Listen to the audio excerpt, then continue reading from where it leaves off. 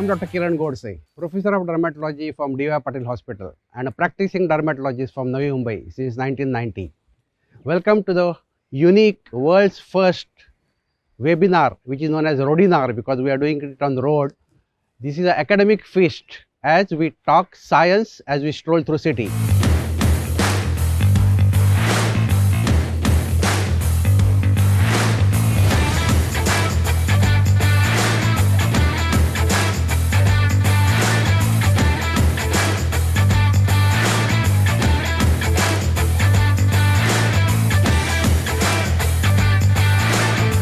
Hello, welcome to this spot where we see lakhs of flamingo from December to May.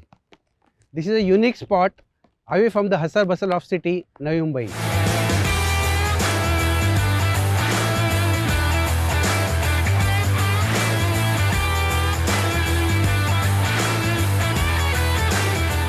Well, I am waiting here for my friends to come, Dr. Manish and Praveen, and then we'll have a chit chat. Hi, Manish is come here. Arey, hi Manish.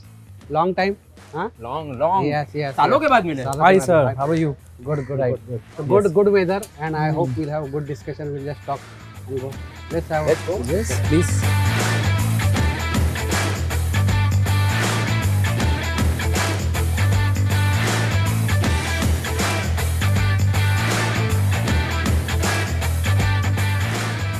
It's such a nice weather and feel so relaxed.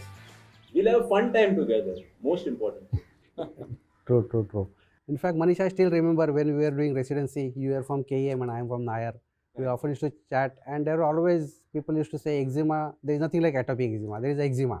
But now we have realized that atopic eczema is the main feature which actually troubles most of the dermatologists how to treat. There are so many challenges, and adult atopic is most tough to treat. In fact, many people. Elderly. Yeah, elderly now. In fact, adult onset atopic dermatitis is a new entity, and in fact, we have published a series where we see 10 patients, they start all of a sudden in the adulthood atopic. And it's so tough to treat, and many times we fail to first diagnose it immediately, but with time we now realize that atopic is the biggest challenge nowadays. There's so I much have an awareness. elderly gentleman who's on dupilumab right now. Oh, right. There's so much awareness also Can we about start the this. discussion? I was just wondering, atopic dermatitis that you mentioned in the textbooks, do you get the same presentations in practice? Do you feel there's any difference in the way patients present to you? Yeah, in fact, that is the biggest challenge. When you open a book, you say Caucasian child with white skin with pink rashes, and what we see is totally different. What we see, because remember, our skin is brown skin. So anything heals, it leaves behind either hypopigmentation or hyperpigmentation. If I scratch vigorously, I'll get dark lesion. I'll not get the red lesion. So that's the changes. We see more of pityriasis alba, white spots on the body, which is never mentioned in the books. We see chronic lichenified lesions on the elbows, on the body, which is also different. So actually, these needs a mention, and I'm sure that your books also mention this. And our Indian authors have already mentioned that our atopic dermatitis in India is totally different what you see in Caucasians. And it is the problem with our Indian country. I see a white patch. The mother is anxious, the parents are anxious. They say, what is it? It's a vitiligo, it's a leukoderma, it's a leprosy, and we know that it's a pityriasis alba. So many times the challenges are to tell the parents that look, it is not an infectious disease, it's just an eczematous disorder. Same thing in adulthood, and in typically a scratching and a dark patch which people have it on the body, and they just go around and people look at them, what is this happening? So these are actually, we know the whole spectrum of atopic dermatitis is now changing. What we see is typically for Indian skin or skin of color, and that is a challenge, first to diagnose, then to treat, and then to give counseling to the parents. All these are really important things, don't you think so? So the important thing is, other than flexural, you get a lot of extended atopic dermatitis. So people feel that flexure extensor atopic नहीं हो सकता. So there is extensor atopic dermatitis also. Yes. Any other variants you want to talk about? So, nowadays we see different subtypes where, a patient may not have a full-blown, atopic dermatitis, all the major criteria, might be just presenting with as sir just mentioned, about small white spots on the cheek where parents are worried about, or they might get intense itching, or maybe just having a family history of excessive allergic rhinitis or allergic conjunctivitis or similar kind of thing. So there are many subtypes also which are categorized, even contact dermatitis, for example, which can be coming into this entire umbrella of atopic dermatitis. So coming to the diagnostic criteria, so Can I make just a Sure, couple of sure. points about Yes. this? Hmm. You know, other than the typical eczema presentations, you have these variants. So there is a location variant. There are many who present only with atopic chylitis, atopic forefoot eczema, plantar dermatitis. Then posterior thigh dermatitis in school-going children is so common, and you'll have a lot of people only with infra-auricular fissuring, etc. So you need to recognize the localized variants, which sometimes don't present as full-blown atopic dermatitis, and morphological variants. You get these follicular prurigo-like atopic dermatitis. What happens is people feel कि खाली eczema ही होना चाहिए. So you get all these variants which are missed. Lichenoid variant of atopic dermatitis. What he said, other than PLB, you got large hypopigmented patches also, hypopigmented AD. And one of the very important things I would like our audience to know is in our hot and humid climate, many people get miliaria, which becomes eczematized, a miliarial form of atopic dermatitis. This is something we see in our Vadia very frequently. Yes, this, in fact, the changes, what is given in the books and what we see is totally different. So Manish has already told you so many features what you have seen. Miliary dermatitis, that is a new term they have coined to get this thing. In fact, that's why the diagnosis become really difficult. And then comes the diagnostic criteria. So what are your views on this? What are the diagnostic criteria? Why do you have to follow Hanifi's Rajka, or do you have to have our own criteria? So what happens, again, the gold standard will always be Hannifin and Rajka from epidemiological point of view, because it is very comprehensive and covers up for all variants mostly. So you have the major criteria, you have minor, but the problem is in a clinical practice, for me to remember 20 minor diagnostic criteria is impossible. So what I usually follow is the UK diagnostic criteria, which the major criteria is pruritus for more than 1 year. So, I mean, you cannot have atopic dermatitis without itching. So, pruritus has to be there for atopic dermatitis. And of course, any of the three minor criteria, onset of age less than 2 years of age, presence of persistent xerosis, chronic or chronically relapsing eczema, dermatitis, flexural dermatitis if it is present, family history, personal or personal history of atopy. So these features, out of this, these if three is present. So this is much more practical. And also what often happens in practice is sometimes you sense atopic dermatitis. You may not put criteria. What Kiran said is right. You sense atopic dermatitis sometimes. So often I would write down eczematous dermatitis to rule out AD. Sometimes on follow-up you will realize that this was atopic. Right, perfect diagnosis at first stage when patient comes is sometimes difficult. We just have in mind that well, it could be atopic. Let us see, let us watch. And when second and third week we come to know, look, this is atopic. Now we need to change our treatment. In the sense, we have to a little more aggressive. Tell the patient what it is. Tell them that look, this is a disease which is going to stay there for a long time. We need to control it. There is no magic cure for this disease. That is, we must tell the patient that don't expect that something can go away fast. It will slowly go away, depends on your immunity and body's response. So all these features are really important to tell the patient that look, the atopic dermatitis is going to stay, and it can slowly, we have got newer treatment which can actually change the course of the disease and actually give a good long-term remission. And that is what we want. Our patients should be happy. They do not want itchy, scratchy lesions, and their skin should be supple and soft. So that is our aim. Don't you think so? Counseling is. So there is in fact one more thing that we see nowadays clinically, patients having both atopic dermatitis and other conditions that go on. For example, now we see so many dermatophytosis. Sometimes they become chronic, sometimes it is associated with so much of itching.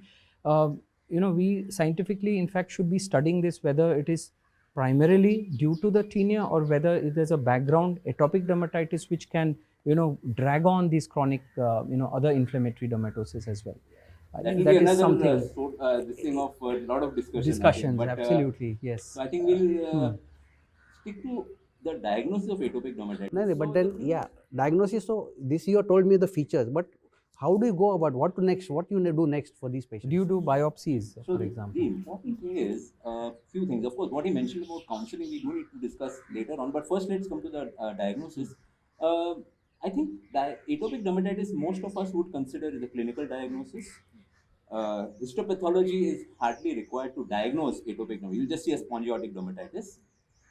A lot of people pay a lot of importance to IgE levels in atopic dermatitis. So, what are your views on this, Kiran? Yeah. So typically, what I tell the patient that you have got atopic eczema, and I do CBC and IG just to get the feel of what is IG load, what is allergen load. Although IG raise IG you often see in atopic dermatitis, that is the thing. Even there are patients who get a low IG and atopic dermatitis, but that I can tell the patient, look, तुम्हारे खून में allergy है, you have got more IG, so you need to take treatment, but don't use IG to track the disease. We just diagnose, tell the patient to do CBC-IG, so we get the idea how is patient's well-being, is anemia, anything else is there, and IG just to tell, look, you have got allergy, you need to take treatment which is long term. But unfortunately, what patient does is they keep on tracking that IG every 2 months, 3 months. That is not advisable. But well, a routine IG is something which I often tell the patient just to tell them that, look, तुम्हारे खून में allergy. So there will be a lot of physicians, dermatologists, etc., who will be watching this. So the lesson for them is that IgE is present in 80% of cases of atopic dermatitis, which is called the extrinsic variant of atopic dermatitis. There are 20% people who are the intrinsic variant who will have normal IgE levels. So you cannot use IgE just to diagnose atopic dermatitis. It's a corroborative tool which will help you corroborate your clinical findings, but not always.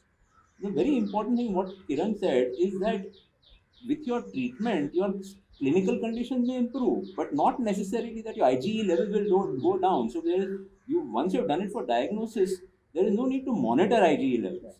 But a very important thing that I would like to think with you is I do see nowadays a lot of specialists who do IgE levels, and we know that IgE more than 2000 is associated with hyper IgE syndrome, which is the immunodeficiency, etc. So, do you feel that all IgEs which are high and run into thousands are immunodeficiency associated? See, this is, I don't think that is really true. In fact, we have seen IG levels of 2000, 5000 with atopic dermatitis. So, it is accepted. Basically, what it shows is your allergen exposure and your reaction to that allergens. That is what it mentions. So, typically, IG you should take it in spirit. But unfortunately, what is being done is we do a specialized immunocap assay, prick test, and allergy test that is being done by people. They spend many thousand rupees and then they say, look, you have got allergic to 10 items, and that should not be done. Typically, prick test and doing a specific allergy test, you should not routinely tell the patient to do. Unnecessary, it creates a confusion. Child stops eating so many things, and diet is a problem. So, what you can stop is CBC and IG. Don't go beyond prick test and do a specific test unless patient specifically say that brinjal causes me worsening of flare. Okay, you do specific test. Otherwise, don't have to do those specific immunocap assays. Don't have to do this rash test. Don't have to do this prick test. In fact, these tests are not advised with any of the guidelines routinely, and that is what I need to tell, because many times a physician, dermatologist, non-chest physician, they try to find out the cause, and cause is not there. You really can't pinpoint something. You stop eating and your eczema is gone. So that is important that you must tell that do not go for the extensive test. Use that money for giving the patient the best treatment, the best moisturizers, and best emollients.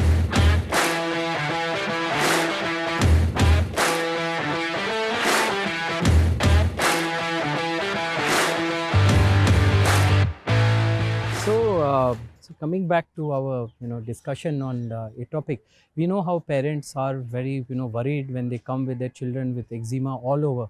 So I would like to know from you, and a good take-home message for our viewers as to how important you think counseling is, and even elaborate on the trigger factors that happen. Counseling, Praveen, is the most important thing. So average patient time I spend per patient is around 10 minutes to 15 minutes.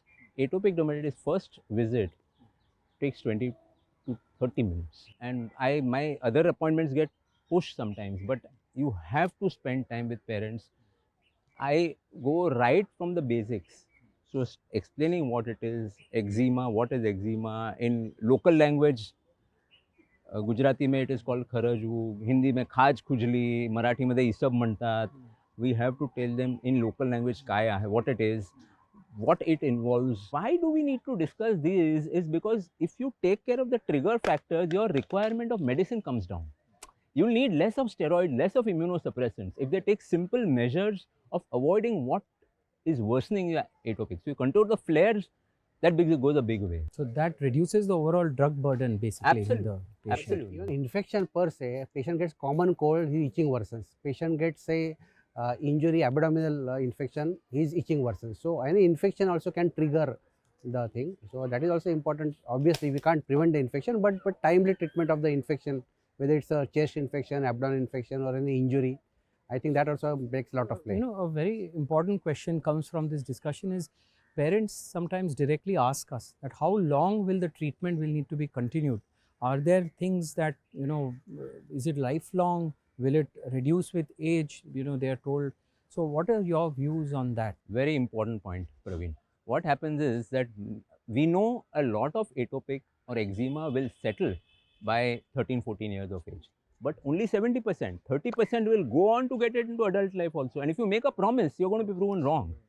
So the important point is, like there is no permanent guarantee of any of these conditions, but you can try and put into remission. I tell them this, suppose young age पे diabetes हुआ, blood pressure हुआ, तो दवा कब तक लेना पड़ेगा? Whole life. But in these inflammatory conditions, the good thing is you may go into remission, and for months to years you may be completely all right, provided you take treatment regularly. So this is the important thing, that we, the course may vary from one person to another. So we have to treat it till it is all right, and some kind of proactive therapy to prevent flares also. So there is a like a control, and that is what we need to explain them. That there is Lifestyle no cure, management. lifestyle management, and you can get a good control. In fact, Yeah. I still recollect कि somebody said, what is film? Film is entertainment, entertainment, entertainment. So what is atopic dermatitis? It's moisturizing, moisturizing, and moisturizing. So share some moisturizing pearls.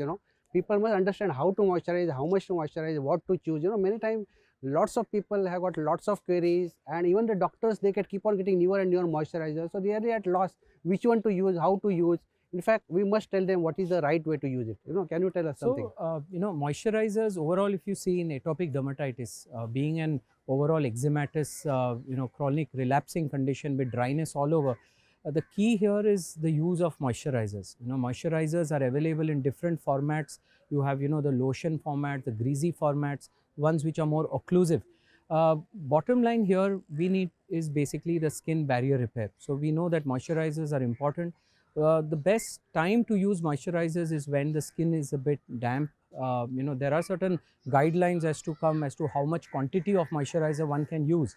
But overall, looking long term, moisturizers are very safe to use. There are no major side effects that you see from a pediatric to even the older age groups. So I think using moisturizers is the key. It needs to be used for a long time, maybe 2 times a day, or maybe even up to 3 times a day. What I also tell certain parents, that atopic dermatitis can have some lesions which are flare up. There are situations where, as you mentioned, there are triggers, it flares up, and there are situations where supposedly on the joint areas, you get persistent lesions. Those are the areas to focus on, joint areas. Keep applying moisturizing lotions as frequently as possible, and that helps in reducing flares in terms of reducing the friction on the skin. Plus there are, as you said sir, about the costings. There are moisturizers which are costing very minimal in amount, and there are moisturizers which are out of reach of many individuals. So I think decisions regarding the use of moisturizer should be depend on the socio-economic status as well. We cannot just blindly write maybe ceramide containing moisturizers which are more expensive for everybody. So certain situations call where you can keep using the simple moisturizers like liquid paraffin or oatmeal or vegetable oil extract moisturizers for a long time. What about your views sir, on this? What you said is very, very important. Applying moisturizer. So first, the moisturizer are not going to bring water into the skin. So first you have to hydrate the skin for 5 to 10 minutes. Then pat, and on slightly damp skin apply the moisturizer. That's the most important thing. So bathing twice a day and using moisturizer. Also what happens is, at the end of the day, when children have played, etc., a lot of dust is there. There is a risk of infection, especially when you're using immunosuppressants, steroids, etc. So it's a good idea to bathe in the evening and again apply moisturizer. But I do tell my patients to apply moisturizer several times a day, as much as possible. A very important pearl is what you said is right, that people will buy all these hi-fi moisturizers, ceramide, this, that. They are marginally better than the other moisturizers. There's no proof that they are significantly better, and they'll use less. I would rather that they use a cheaper moisturizer, but apply it liberally. Apply enough. Don't skimp on moisturizing. That is the most important thing. But one very No, yeah. So I just recollected that there are parents who believe that if the skin is dehydrated, if you have tell them, they apply more and more water on the skin repeatedly. So what I normally tell them that when the body generally is dehydrated, you drink a lot of water, but when the skin is dehydrated, it's the other way around. That is, you apply more water on the skin, you take longer bath, you're going to damage the skin more. So hydration, when it comes to a skin point of view, is applying liberal amounts, long term, and that is how it can help their I child. tell or the patient themselves. 5, Yes. 3 and 2. So you must be wondering, what is 5, 3 and 2? Well, the 5 is 5 minutes, not more than 5 minutes water bath. Don't take long 10, 20, 100 minutes bath. Within 2 to 3 minutes, you have to apply moisturizer. That is my second 3. And 2 is at least twice you give a bath and apply moisturizer. So this is 5, 3, 2. I tell the patient at least not more than 5 minutes bath. Within 2 to 3 minutes, you have to apply moisturizer, and evening also is better. Give, especially see hot and humid climate like this. This is see that the sea is here, right? We are perspiring a lot. So that's important that in Bombay, you must give bath twice. Obviously, don't scrub soap. See, important is soap. Manish bhai, in fact, we are not discussed the soap. In fact, I tell the patient to stop using all those fancy, colorful, red, fragrance-filled soap. So what is the best you tell the patient? Which soap to use? Many times patient feel at loss. Doctor, this is soap. He say. So what are your preference? So preferably, definitely not using an alkaline product, using something which is pH neutral or acidic, and preferably a syndet rather than a soap, because they rob the skin of its of its lipids, etc. And a soap-free cleanser is also good. Exactly. So Soap-free cleansers are my favorite. In fact, many times I tell the patient, use the soap-free cleanser, apply it, wash it. That's the best way. Even if they wash a little more, but then they often feel there is no lather. There is no foam. Jhaak nahi to daag nahi. Jhaak nahi to jaag. See, that is the biggest problem. So you tell them that jhaak is not the thing. The foam is not the cleanser. The cleanser is the cleansing property. So the soap-free cleanser is best, or the syndet soap. These two things are soap. But don't use the alkaline soap, flavored soap, perfume soaps, and now child get the fruit perfume soap and all. Which please try to avoid. The soap-free cleansers and syndet soap. That is the best. Because that itself can aggravate the dermatitis. Exactly. The perfumes are one of the commonest Worst, things. In fact, 5 to 10% of the adults we do have fragrance allergy. In fact, one of the study which we did, we found most of people we do have fragrance allergy. So that is one thing we must tell. So basically, well, to conclude this session. But just one thing I'll tell you. Yeah. You must have all seen moisturizers are great, but there are many atopic children, when they have raw eroded lesions, excoriated lesions, they complain to doctor sahab, it stings, it burns, I will not apply. They refuse. So how do you handle that? So those situations come when we make use of much more, greasy petrolatum like products. Coconut oil is best in such area. Coconut oil, If yes. there is exfoliation, I tell them to apply coconut oil and then apply moisturizer. And then apply moisturizer. That is the best way. Even without moisturizer is fine. Yeah, so just oil. Patients are more than happy to have natural products. So coconut oil, virgin coconut oil, they are more than happy to use. And if they have, in a hot and humid climate, but if they are in air conditioning, etc., petroleum jelly is wonderful. Yeah, most soothing. Yeah. So, well, we have actually discussed how to counsel, what are the trigger factors, and how to moisturize. You must know 5, 3 and 2, so that you remember to tell the patient. In fact, this has helped me in my practice. Patient remember that this is the way you have to take bath, and well, this is the way. The basic steps are there, but there are many interesting therapies which are coming out, and we'll be soon discussing them further. And there's no limit to moisturizing. Perfect, unlimited. Well, we have discussed many things about that topic. We discussed about first the presentation, then the diagnostic criteria, then came the moisturizing. But what remains, what is important for all of us is how to treat. Patients want complete cure, long-lasting cure, no remission. But we all know that is not possible. What we can give, a long remission, but we cannot say we can cure your disease yet. But the options are available, and the therapy is the main thing, and that is what I think Manish is the best person to tell us. Manish, how do you go about the therapy? Now you have already told us about counseling, you have told us about moisturizing, he has told us. So what is the therapy? How do you go about? So we're going to mainly, today we don't have so much time to talk about systemic therapy, because some people who are very severe require systemic therapy. We'll focus on mild to moderate atopic dermatitis and the topical agents. Still at this point, the first line therapy, whether in any guidelines, is still topical steroids when in the acute phase, because the quick results that you want will be got only with topical steroids. I, in my practice, use those steroids which need to be used only once a day. So either fluticasone or mometasone only once a day at night. So in the daytime, it gives my patients scope to apply moisturizer several times daily. I know people who mix moisturizer with steroids and apply.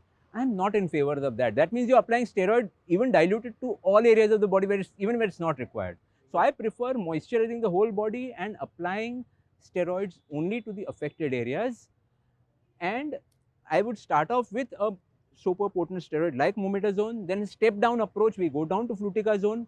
And current concept is even those areas that look apparently normal, there is a low grade inflammation going on and it flares up from time to time. Those are hot spots. So I tell my patients that those hot spots, twice a week, fluticasone is safe, proven for 6 months. Also, we have the option of switching from that to a non-steroidal option. So, calcineurin inhibitors, either tacrolimus or pimecrolimus. Although tacrolimus is approved for basically children, 0.03% is approved for children 2 years and above. I have seen in practice even children usually require 0.1%. Pimecrolimus cream is not as effective. It is just about the potency of hydrocortisone. It is not very effective, but in certain areas where people cannot tolerate it on the face, etc., pimecrolimus may be helpful. But in atopic, basically we are talking of tacrolimus. Even tacrolimus can be used as a proactive therapy after things have settled down. There are two issues with both these things. There is one issue with steroids, is steroid phobia. The minute the patients will come to your clinic and say, आपको जो दवा देना है दे दो साहब, लेकिन steroid मत देना. So there is an anxiety of steroids. What I normally do is, what Kiran said is right. Since we have options of non-steroidal options, I tell them that steroids given rightly under the guidance of a specialist are helpful and can be life-saving in certain circumstances. So in the initial stages, we need to bring down the inflammation faster. We will not use steroid for longer than is required, and we will ensure that there are no side effects. But if you apply unmonitored on your own, then you will have side effects. So the problem with steroid is there are two classes of people. One who overuse steroids, where they get up all side effects, try, etc., and those who are totally petrified of steroids. About it. So we need the middle path where you use it rightly. Being a large molecule, tacrolimus is not going to penetrate those palms and soles to the extent that we need. So I think, and that's where we feel the need for a different molecule other than these two things. Right. And I think this is where I think we should bring in Kiran, because he's worked on this new molecule. So what is your so in view? fact, we are all excited because this is one new molecule which is coming after almost 10 years for atopic dermatitis. The molecule is crisaborole. It's a boron compound. Well, it's very difficult to dissolve. It is not simple, but the emulsion which they have made, in which they dissolve, it works. There are many studies, and it is available abroad as a cream which you need to apply twice a day. It works. Obviously, it is not a magic therapy, something like a magic bullet you can clear a thing. But one thing is for sure, it gives sustained relief. Within 1 or 2 days, itching comes down. That is the beauty of it. That is what they mentioned, and that is the most interesting part, because most of our patients want, doctor, child is scratching vigorously. So if you apply this ointment and patient get this kind of fast relief, that is what I love to it. They have used it from 3 months onwards. Now let us see how much regulation authorizes us to use it. But it can be safe, can be used twice a day, can be used continuously. There is no systemic absorption. And what is beauty of this molecule is, apart from it is non-steroidal, it works, it has got no systemic absorption, and it can be used right from 3 months to 70-year-old, somebody can use. And typically most of the patients are really bothered. Tacrolimus stings them, pimecrolimus doesn't work much. So I am very much hopeful for this molecule, which could be a game changer in atopic dermatitis as far as topical therapy is concerned. And this decade, I say from 2020 to 2030, this molecule can rule the market, can give a long sustained relief, and I can see more and more happy patients without the fear of side effects. So that is my perception of this molecule, and our Skin Society has actually said that this molecule could be a prime therapy for most of the patients who do not want steroids apart from moisturizers. So I am really excited, and there are many data which shows that it is effective. The downside of one thing is that it can give stinging sensation if there is a cracks or erosion, but that can happen with any other molecule. Other thing is you cannot combine with anything else. You need to use it twice a day. That is the thing. But Manish, I am sure you must have been excited about this molecule, because this molecule, after 10 years, after tacrolimus, something new has come to the for atopic dermatitis. So what are your views on this? So the important thing that all our audience will want to know is that where do we place it in a patient who comes to us. So I would place, as I discussed, most patients will initially require a mild to moderate potent topical steroid. Those patients who after steroid we are transitioning, we now have the option of, instead of using calcineurin inhibitor, using crisaborole. So this is an option that we'll give. Of course, for face dermatitis, etc., we can use it from word go. There it will work from day beginning. Mild cases, you may start off with crisaborole. You need not give Exactly. steroids. Mild cases, Mild- child comes. The indication is yeah. ideally mentioned for mild to moderate cases. But however, I think looking into it, even in certain severe dermatitis or severe inflammation, probably it can be used as a crisis management drug to reduce the pruritus. Era of tacrolimus or calcineurin inhibitors came, and now we have like a third path which has opened up for us, and it's promising to see a non-steroidal option which can have a good safety over a long term. Not only non-steroidal, non-immunosuppressant. Even topical tacrolimus, pimecrolimus are immunosuppressant. This is the one thing which is anti-inflammatory without being immunosuppressant. So even risk of infections topically is definitely this less. is Manish, very good point which I missed, because this is a PD4 inhibitor. Yes. What I have seen with tacrolimus, patient getting molluscum, warts, infections, patient uses longer time ointment base, getting folliculitis, because basically total localized immunity comes down and patient is prone to viral, and this is the plus point of this, as you have rightly pointed out, and that's why we are safe, because even tacrolimus patient do get the viral infection, super infection can occur, and especially ointment base and stingy base, all these are the points which are go against it, whereas crisaborole has got plus about this. And the PD4 inhibitor, again this is a novel one, which I am sure is going to be a game changer for all of us for treating our atopic dermatitis patients. Being an anti-inflammatory, it works quite well for certain other conditions, psoriasis, certain forms of psoriasis, seborrheic dermatitis, vitiligo, ILVEN. I think we are going to see many more vistas of usage of crisaborole non-atopic dermatitis. I think that is something which is going to be, right now they are off-label. So Off-label they are not yes. something we cannot recommend, but I do see them coming up Promising, in the It future. is safe, being a topical one, we can try in all these things. In fact, how tacrolimus we start for using vitiligo, all the patients, this can be used for all inflammatory conditions. Whereas there is inflammation, you can use it. So do you recommend moisturizer use after bleach baths? Yes. Yes. Yes. Okay. So another very important point is moisturizing and application of steroids or all these anti-inflammatory molecules. What Kiran said is very important. If you apply moisturizer and you're applying crisaborole on top of it, the absorption becomes less. So crisaborole will have to be applied 15 minutes before moisturizing, and then you will apply moisturizer. Clearly states that you have to apply twice a day. Do not mix with moisturizer. Do not mix with anything else. On a clean skin you apply, and that is what is expected, because the action is going to get absorbed, and the anti-inflammatory action, that is what is It is an expected. extremely valuable point, because I think most of the practitioners, when new molecules come, they tend to mix everything. So I think regarding crisaborole, what you have mentioned is very practical. Earlier we used to have a blanket immunosuppression. We used to suppress everything. Now we are going to target. We are going to target IL-13. We are going to target IL. So we'll have more specific therapy, as Kiran mentioned. So that may come at a cost, but it will be much less collateral damage. Most important, less side effects. Expense may be a bit more, but it's going to be very, very exciting when we have more targeted therapy. The whole system is going to be targeted, and with this, there is going to be a lot of genetics. So there will be a kind of your genetic makeup will predict what therapy works best for you. Absolutely. It's I think exciting the time. severity of atopic dermatitis, if mapped down to genetics and genetic therapy or gene therapy in the future, is, I think, definitely a good research ahead. We have future. Yes. Well, we had exciting time here.